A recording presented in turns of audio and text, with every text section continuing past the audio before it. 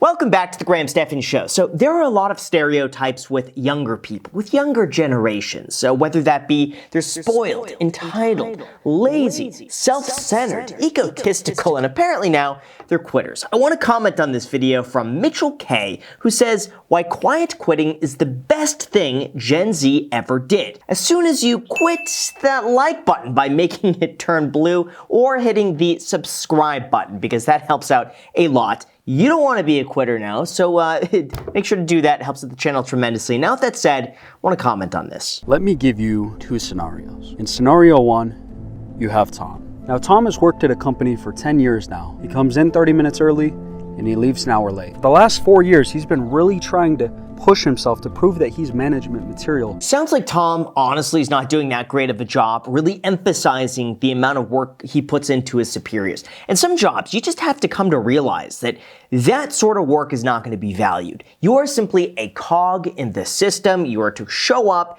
do your job, leave, look like you're busy, give the illusion that you're doing a lot throughout the day, and they don't care. He could be working an extra 8 hours every single day, unpaid, and would go completely unrecognized. I think it's really up to the person. I just want to get this out of the way, that it's up to that person to really make sure that their work is being, at least acknowledged, and that there is that trajectory to get to where they want. It's not an excuse to be lazy and to say, I'm not going to do it because it's not going to matter anyway. But I'm just saying, working an extra hour and a half every single day doing other people's work, you want to make sure there's at least a payoff for that. It's not going wasted. Now, just last year, Tom's manager announced that he was going to be retiring. And for the last year, Tom has really been hoping that he would get that promotion. But what happened is when Tom's manager quit, the owner of the company brought in a manager from outside, from a different company, to come manage here. Now, here's the thing, though. Sometimes you'll get so good at your job that they don't want to move you up because who's going to replace your job? Let's just say Tom is the best person at accounting.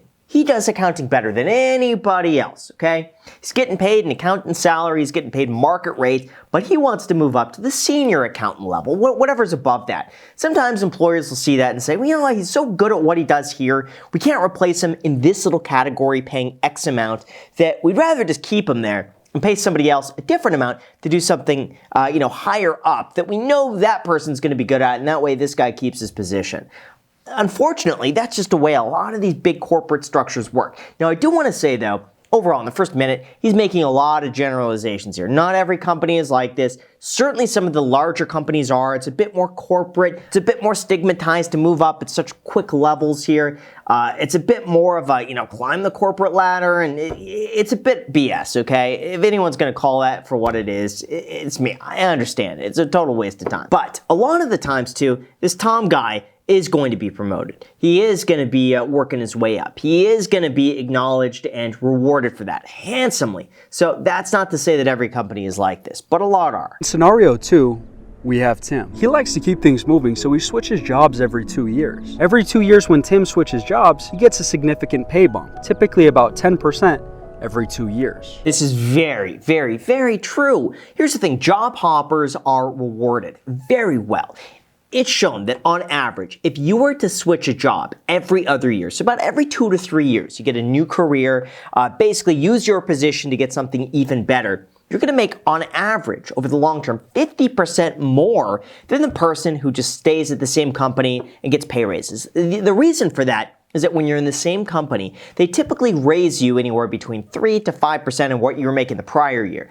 But if you leverage that and you negotiate really well and you move to a brand new company, they could start you off at 20% higher than the previous company. And then all of a sudden now you got a 20% pay boost. Any increases on that, even if you get 5% of a 20% increase, that's still a lot more than what you would have gotten at the previous company. And then 2 years later, you just do it again. Now, you don't want to do it too quick because then companies will see that, you're only working with these places like 3 months and then quitting, and that's pretty bad. But 2 to 3 years is about the sweet spot where you could gain some new skills, make great connections, move on to another career, do that over again, and in the process, you're learning a lot. Hopefully. Quiet quitting in its simplest terms refers to meeting the minimum requirements of your job, not going beyond that. You're checking all of the boxes in your job description, but you're not going that extra mile. You're working your 40 hours a week, but not a minute more. People have also referred to quiet quitting as coasting, acting your wage, or or just working. Yeah, you know what? Here's the thing though. They're going to be in for a rude awakening. If we hit a recession, guess who's the first person to get fired? The quiet quitters. Just gotta say it, okay? I think these last few years screwed with people's minds when it was, the employees who had the upper hand, when they could just say, nope, I'm leaving this company so I could work for another company remotely that pays me 50% more. That's not necessarily real life. Look at what's happening now. A lot of people are now getting laid off. They're not getting the same free money that was prevalent just like 2 years ago because of low interest rates. These companies were flush with cash. They were trying to grow by any means necessary, and they were hiring anybody they could, paying way over market rate just to get employees because they had this money to burn. But in the event that turns, and all of a sudden employees still don't have the same options as they once did, well, guess what? These quiet quitters are going to be the first ones to get let go. So it's a bit of a balancing act between, acting your wage, but also making sure you stay employed and you have the leverage to then use that for a better career with maybe more stability. Now, the vast majority of people that support quiet quitting tend to be people that work 9 to 5s, they have a boss, and they don't have a big voice in their company. And typically the people that oppose quiet quitting are the executives, management companies, basically people that need employees to work under them. And yes, that's kind of true, but at the same time, it's like, I see the perspective of someone who would hire people who looks for ambition as something that is a really great trait to have, and someone you want to work with who really makes sure they do the best job possible and wants to go the extra mile because they're so passionate about it. I get that's not every career, and something like data entry, maybe you'll love data entry, but most people, they probably don't. They probably don't care. They just want to do it as quick as possible and leave. But sometimes the managers and the executive positions have worked their way up, have busted their butt to get to where they are, and have worked from the very bottom, have done all the grunt work, and have gotten there. So they look for those qualities in other people to do the same as them. So, that oftentimes is the reality. After COVID hit, I saw a lot of my best coworkers leave, and suddenly the expectations just kept getting bigger and bigger on remaining staff, to the point where you would have one person doing what used to be 2 people's jobs. And it's not like our pay magically increased either. We were getting paid pretty much the same, but we were expected to do twice the work. That is a huge problem. Now, he brings up a great point. What ended up happening, again, COVID skewed everything. People don't have a true understanding right now. If you've only been in the job market for 2 to 3 years, that's not normal. None of it is normal. And what ended up happening in COVID, everything shut down, and suddenly people were making more money getting stimulus checks, staying home, than they did from working. So a lot of those employees, if you're making under, let's say, $4 or $5 grand a month, you may as well just stay home, make more money, and not have to work. So they stayed home. Now, I'm not saying everybody, but a lot of people did. Everyone else who was working, all of a sudden, there's a worker shortage. So the employers say, well, you got to pick up the slack here. We don't necessarily have the budget to pay you more, but now you need to do the job of 1.5 people because we're short-staffed. You got to take over. We really appreciate it. But you're not compensated 50% more because of that. Businesses then saw that as a way as, wait a second, we could get just as much done paying one person to do the job of 2. And people will put up with it because they want the job. They want to make sure they keep the job when, COVID ends, they're still employed. And they basically don't want to be without a job and all of a sudden, things are going south. So that's a problem on the business perspective. It's a problem on the employee perspective. And sometimes you just gotta work with the hand you're dealt. And that is one of them where, probably you have to put up with doing the job of 1.5 to 2 for a little bit, but then hopefully leverage that into something else that you will get paid what you were worth. I've heard a lot of older people and heads of companies refer to quiet quitters as lazy. And to a degree, I do understand and appreciate that perspective. I don't think it's a great thing if broad swaths of people are just mentally checking out from their jobs. Sometimes, though, I believe the employers have to do better to keep their employees happy, stimulated, interested in their work, and rewarded appropriately. I think, again, it's a fine balance between overpaying someone for a position but making sure you keep the good people employed and engaged with their work. You don't want people checking out. If people are checking out in their work, I think it's really time to evaluate what's going wrong, why they're checking out. Is it the person? Is it the type of work? Is the work lacking something? Are you doing something as the employer? I tend to think the employer also takes a big chunk of responsibility in this one. Median home prices looked fairly reasonable in the US, through the early 2000s, but after about 2003, you saw this huge spike where prices started to skyrocket. And yes, I get that houses have always been expensive, but this chart doesn't even tell the full story. This is all the result, though, of low interest rates. Ever since the mid-1990s, interest rates have been on a steady trend downwards. And when interest rates go down, asset values go up because they become cheaper to finance. So if you're buying a house like that, that just skyrockets in price the lower interest rates go. And now we're at a point where people just expect interest rates are going to go down again. They might not. I'm just saying. There is a chance that, they say, oh, we're going to lower interest rates. They might not lower them as much as you expect or as fast as you expect. We could stay at 5% interest rates like we're seeing for a very long time. As long as the economy doesn't implode, they could keep us there for a bit. I'm just saying. So keep that in mind. From the 1960s through the early 2000s, home prices were about 4 to 5 times more than median income. In 2022, though, home prices are about 8 times the median income. Again, just keep in mind that all of a sudden in the late 90s, they started doing McMansions. They started building way more square footage. So it would be interesting to break down the income to price ratio based on square footage.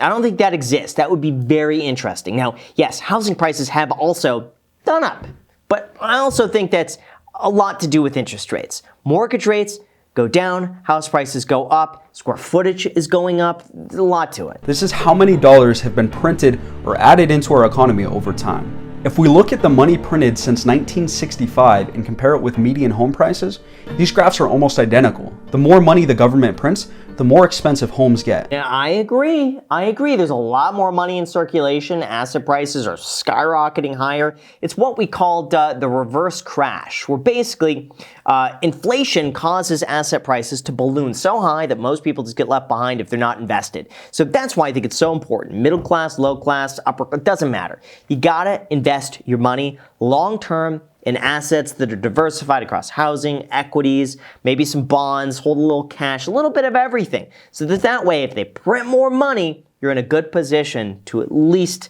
make some money. The first enemy of the working class is the government and their henchmen at the Federal Reserve. That doesn't mean that companies are blameless in this, though. You hear stories about what companies were like during our grandparents' generation.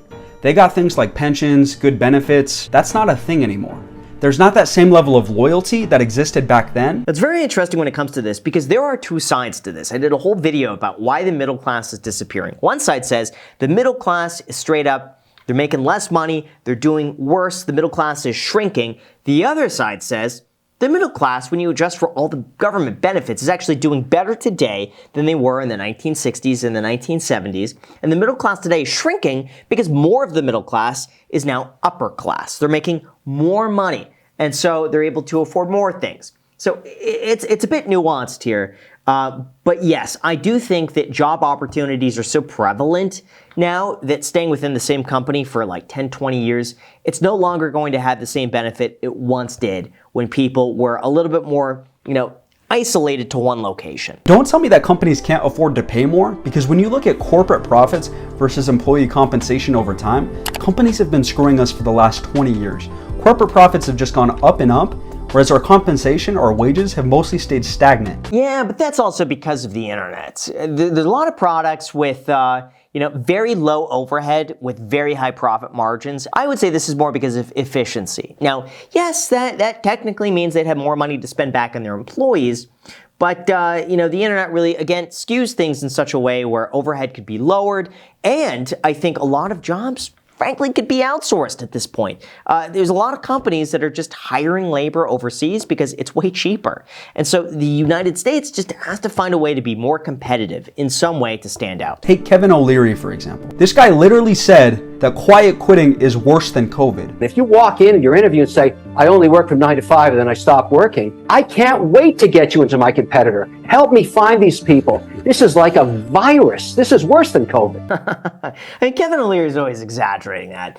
But when you're looking to hire somebody, you do want someone who's going to give it their all, who's really passionate about what they do, who's excited to show up for work. It's just as much on the employer to make sure they craft an environment where an employee could really thrive. But I agree. If someone came to me and says, hey, Graham, I'm going to do exactly this and just get it done, I don't want anything else, I'm not going to give that person any more work. Like they have to show initiative to at least be open to taking on more and doing beyond what's necessary. Because as a business owner myself, you have to do everything. You are a bit of a jack of all trades. You have to do stuff you don't want to do. The hours that you put in running your own company is insurmountable. I mean, the amount of mental capacity that just gets taken up 24/7 just thinking about everything that could go wrong, everything you need to be doing, it's a lot. So you want an employee who at least shares in that. And yes, they should be paid according to that, but you can't give someone that work without them at least taking the initiative up front. An article came out saying that the Federal Reserve is trying to tighten the labor market. What that means is the Federal Reserve is literally trying to kill a lot of these job openings so that employers don't have to compete so hard, don't have to pay more, don't have to come up with all these great ideas to get new employees. No, they're not. Oh my gosh, they're doing that to lower inflation. I don't get it. It's not some big conspiracy here. Inflation is high. And in order to lower inflation, they raise interest rates. In raising interest rates, businesses have less money to spend. And in doing so, they give less money to their employees. They downsize. And in doing so, people spend less money. They start to conserve it. And that brings down inflation. It's not, the Fed's not raising interest rates so employers don't have to innovate. That's silly. That makes no sense. That makes no sense. That logic, you're just trying to bring down inflation. And the job market is going to get hit in some way as a result of that. Gen Z grew up with the internet. We know that we can make 40, 50K a year flipping stuff. I know that I can go private label product right now and make 40K if I need to.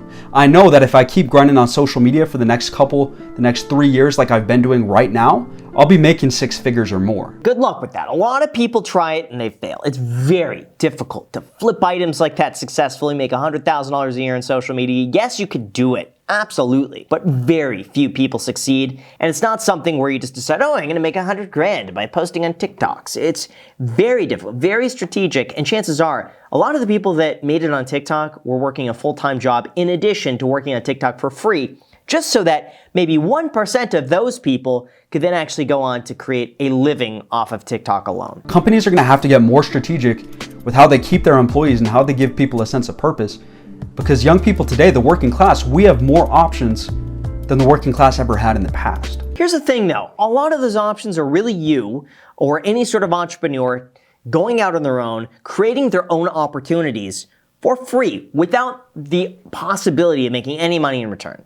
Any business you start could wind up losing a lot of money. So yes, I think it's great. Work the 9 to 5, get a steady income, build a foundation that you feel comfortable with, and then you'll work another 40 hours doing your own side hustle, your own project, and those are the opportunities that didn't quite exist a long time ago. Because when I mentioned workplace productivity, how it keeps going up and up and up, but wages are mostly staying stagnant, this is partially due to automation. As technology gets more and more advanced, CEOs are going to be able to replace more and more labor with machines that do what people used to do. Yeah, look at those fast food places now. You go in, it's all kiosks. It's actually really nice. I hate to say, I like it. I like it. I like walking into a place like McDonald's. I don't go to McDonald's too often, but I clicked a few things on the thing. And they have a person there if you want to go and you prefer that. But sometimes just going through and like picking out what you want, very simple to do. I'm surprised drive-thrus aren't more like that, where you could just go on like an iPad, comes up to your window, you press a few items. If you need help, you click the help button, but just go through it. You can pay on the little thing. You go to the very end, they just drop your food. Like, a lot of it could be automated. So it's just, that's important to keep in mind. Fact of the matter is working 1 9 to 5 in today's world is not going to buy you a house for most people. So if it's not going to buy you a house or let you live, how can you expect people to be all invested for more than 8 hours a day into your office job if that's not going to allow them to even own a home? I tend to agree with that, but that's also why it's really important to work very diligently, spend your time cautiously, and give it your all. I mean, what he says is true. If you work a 9 to 5, unless you're making $150,000 a year, chances are buying a house is going to be very unaffordable. In order to do that, you got to make 6 figures a year, have a spouse who also makes 6 figures a year, work, save, buy a house. But even then, it's like buying a house doesn't make a lot of sense right now when rents are half the price of buying. So when you look at it from that perspective, I just tend to think, your options are limitless, but it's up to you to pick an option and get really good at something. And a lot of people, they just don't have that drive to get really focused on one thing and just obsess over it. The people that I see that are the most successful, they're all obsessive about whatever they do. It's all they could think about. It's all they want to do. They wake up early in the morning excited about doing that one thing. That's how you got to be. For me, initially, it was real estate. It's all I wanted to do. And it was 7 days a week, probably 80 hours a week, just doing real estate. I loved it. And then I found YouTube videos in late 2016. And then I'd work real estate, but I get excited about doing YouTube videos at night. I'd finish work at 6, 7 p.m., go to the gym for an hour, go home. I work until 2 o'clock in the morning making YouTube videos, earning nothing. And then all of a sudden, YouTube hit, but I was in a position where I'd be doing it anyway. Even if it didn't hit, I'd still be making YouTube videos. It didn't matter. But finding something like that you're that passionate about is so important. So let me know what you guys think about this down below in the comments section. I'm sure this is going to be a dicey one, but let me know your own thoughts. I gave you my opinion on this. I do think it's a bit premature to judge the job market on these last few years because that's abnormal. That's atypical. That's not going to happen every single year, and things could switch. So I tend to be a little bit more conservative. I just assume if we hit a recession, something happens, you better be in a position where you're going to keep your job, stay employed, and not be the one that is the first to let go. So with that said, you guys, thank you so much for watching. As always, feel free to add me on Snapchat and Instagram, and don't forget that you could get some free stocks with all the way up to a few $1,000s when you make any deposit using a paid affiliate link down below in the description. Enjoy, let me know which free stocks you get. Thank you so much, and until next time.